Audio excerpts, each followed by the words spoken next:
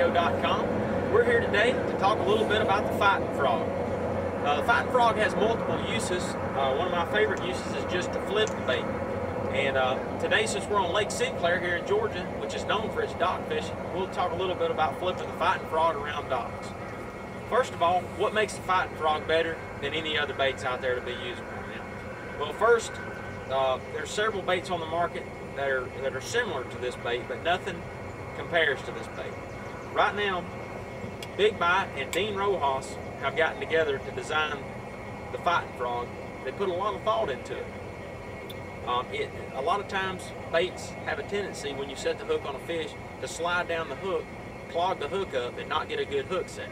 But what they did is put several hook grooves in this bait to allow it to fold up correctly and get a better hook set. So what we'll do now is we're going to show how to flip the fighting frog.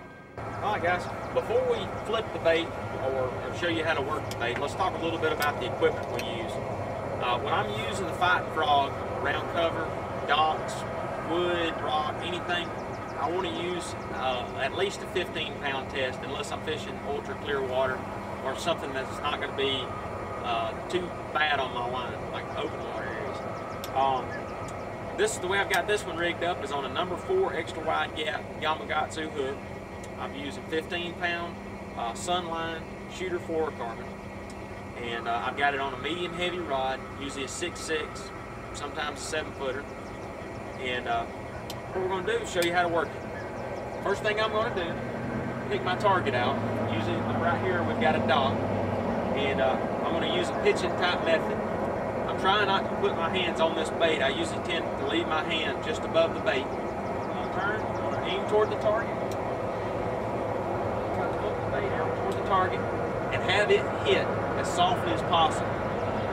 You want to do that, bass tend to get real spooky, especially when you get close to them. So what we want to do is practice on allowing that bait to fly down low to the water and enter the water without a splash.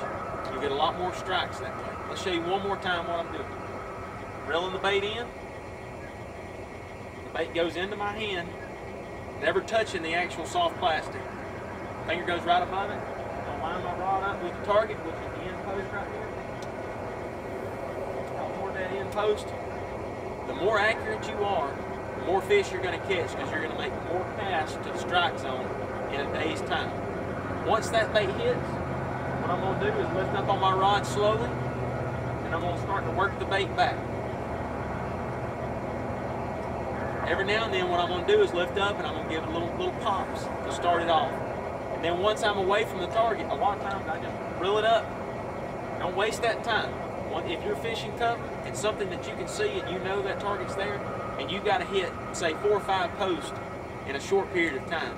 Don't waste that time once you get that bait away from those posts, 4 to 5 foot. Go ahead and reel that in, make the cast to the next one. That's what makes the difference between the average angler and the expert. They make more casts to the strike zone and to more targets in one day. A lot of guys think that Kevin Van Dam, per se, he stays on the trolling motor constantly. But what he's doing is he's making the best of his targets, and he's not wasting any time.